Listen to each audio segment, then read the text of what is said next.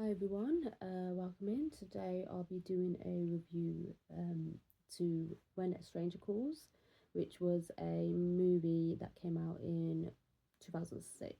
Um, and yeah, it was like a thriller. So like a thriller film with well, it's obvious, a murderer. Very obvious. So yeah, some spoilers in this.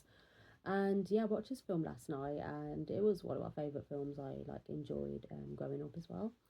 In my teens. So like in my teens, like I've enjoyed so many 2000s movies, and still to this day I enjoy like so many films from the 2000s. And yeah, so like all the teen movies from back in them days, I just still love watching now. Films like Mean Girls, John Tucker Must Die, Freaky Friday, Jennifer's Body.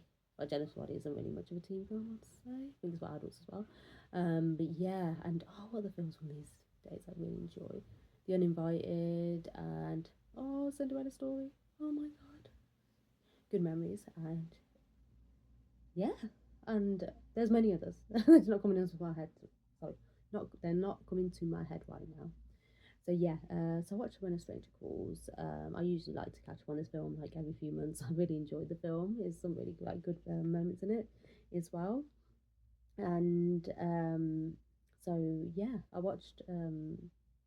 So yeah, it starts out like it just like another teen movie. It's one of my favorite films from the 2000s as well. I do enjoy it. There, of course, as I've gotten older, I have started to know notice the scenes, um, the scenes where like you do start to notice what's the word, the faults as you get older. When you're younger, you don't really notice the faults. But yeah, it's like very the film's very good at making making you at the edge of your seat, oh, what's gonna happen next? You're like this the whole time. Oh my god, the film's really good at doing that one. Um, so yeah, I enjoy those moments as well. So yeah, it's very much like you do know some things because like for example, like I understand sometimes they have to put like things in that don't make sense because they have to create a story. Like for example, the scene when um like what's it again? Sorry, my brain's gone. So yeah, the scene when she runs out the so she manages to run out. They see the killer, so he's entered the house. Um, and yeah, so she sees him and she runs out the house with the kids. She managed to get the kids that she's babysitting. Oh, sorry, I forgot to explain what happens in the film. I'm so dumb. Sorry. So yeah, the film starts off with so this so yeah, the main girl played by Camilla Bell or Camille Bell. Oh my god, Camilla Bell, I think her name is. Sorry. Oh my god, what have I done? What am I doing? Sorry. So yeah, in the main, so she is grounded, and her dad. So yeah, so she's grounded, so she can't go to like the local school bonfire like party they're having. I mean, as in the school she goes to. So she sadly can't go to it as she's grounded. So her mum and dad are grounded her, so she has to babysit on that night. She has to babysit the doctor's kids. Um, Doctor kids while him and his wife go out like to a restaurant for the night, and they'll be back by midnight. They basically say, and the dad drops her off to the babysitter, and not babysitter. What am I saying? The house. And sorry, I'm so bad. What am I doing? So yeah, the dad drops her off, and she has to. So she steps in. So like they go. So she so he drops her off, and then says he's gonna pick her up. Um, and the house is kind of like in the middle of nowhere. But it's a beautiful house, a stunning Japanese style house. Like honestly, that house is so nice in the film. And there's a cute kitty there as well. As I'm a cat mum myself. The two cute kitties that I have, and me and my partner have. Two cute skis, and yeah, and there's a cute kitty in the just what I mentioned in the film, so cute. And so yeah, she goes there. She's says like the parents introduce themselves and just tell her the kids are sleeping upstairs. Just don't disturb them; they've already gone to sleep. So, but you make yourself at home and relax.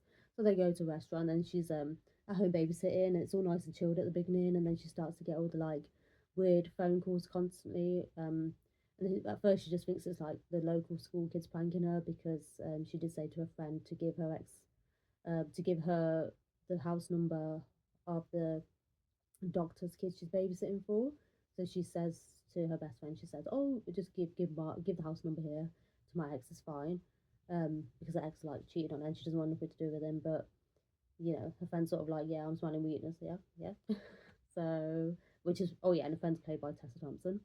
So she's like, "Oh no, it's fine." And then then from there, like she gives a number to and then she gives a number to the ex-boyfriend, and then she just assumes, you know, the kids at school are just pranking her, like who are friends with her ex are pranking her, and that's how and that's who keeps doing the weird phone call. So she ignores it at first and just like it's just chilled, and then she starts to notice a few, and she keeps getting the phone calls nonstop, and then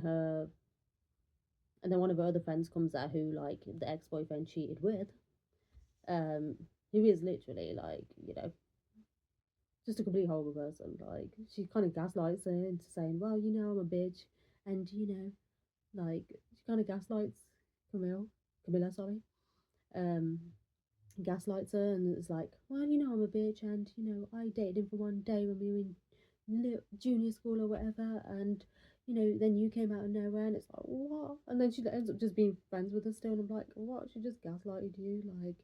You want to be friends with someone who just like gets with your boyfriend so easily, like, and that's just such a like lame excuse. So, and then the friend leaves, and she's like, like bye, whatever. Friend goes, and then she's like friends with her again, and you're like, oh god, give up on this girl. And she clearly wants to get back with her ex, who just like has no problem like cheating on her. So she clearly just wants to get back with him anyway. So you're just like, oh god. I think they're trying to show her as like a naive high school girl where like people could just walk all over and she'll be fine, um, and she'll just be fine with it. I think that's what the film's maybe trying to show at the same time. But what happened next? But yeah, so friend comes and she's like, oh, she just sees a friend, and then she's just all chilled again, and then she starts to get the weird phone calls, and then she just like keeps on like running to the outhouse as the outhouse. So I think she sees like a shadow there of someone walking past, and then she runs there to see if it's like the outhouse is basically the older. There's like an older son who's at who's basically at university or college as they call it in American as in America, sorry. In America they call university college. So like she thinks it's him, and she runs to him to, because she's getting a bit like nervous about these phone calls as well. So she runs to him, and then he's not in there. And then she's like, okay, no one's in there. And then she starts like freaking out. And then she runs back to the house. And then she starts to like wonder where Rosa's gone. And Rosa is basically the housemaid who looks after the house. And she starts to wonder where Rosa's gone as well. And she's like, starts getting worried. And then the next thing she like, what was it? Then the killer like finally rings again. And he finally speaks on the phone. And he just basically says like, such a like, corny line. He's like, she's like, what do you want? And then he's like, I want your blood all over me. And you're like, oh my god, that line, okay. Probably just, I think maybe like, I think a dialogue like that is probably a bit outdated now. So I think that's why. Sorry, my really fluffy hair. Just washed my hair. It's looking a bit weird. So yeah, it's just like, she's in the bathroom, and then she like freaks out. She's like, oh my god. And then she turns around and she sees her I'm not best friend, but the friend, well, is meant to be a best friend. So she sees the best friend dead body on the bathroom floor. So of course, like the best friend didn't make it out because we do see a scene where it looks like the killer got her. And then next thing, she sees the killer, and then so instead of like in this part, you think like as the scene goes on, so she finally sees the killer, and then she like instead of like running out the house and quickly getting help, and then like of course you're gonna immediately get the police, and at least the police can come and save the kids. But that, of course, that is a risk in that, because in that time the killer can, murder the kids. That's the only risk, isn't it? But she looks for the kids, and then she gets the kids outside. But then one thing you think like she could have just like got the kids and went straight to like the back gate, because they're like the back of the house. I'm guessing where the like pond bit is. the nice pond is with all the birds and the fishes. So like, you know, she just hides around there from the killer. Her and the kids, sorry, they hide around there. But then you do think that, like, why don't they just run to the back gate and just try getting out? Because they're outside, they're in safety, they're actually outside away from the killer. But but then they try to hide, and she hides in the water, and then she tells the kids to hide in another place. And you just think to yourself, you're just like, I understand. I know, like, they have to make a story though. So, like, there's more hide and seek going on, really. So and then she finally, like, the killer finally finds where they are, and then she takes the kids and runs back in the house, and the house like a big, like, he's trying to kill her, and then she knocks him out. Oh yeah, yeah, she gets like a, the little thing that you poke the fire with. Basically, she stabs it in his hand, manages to do that, with, like, him trying to murder her, and so, and then in that time, like, she runs away, and then the police, like, come to the house.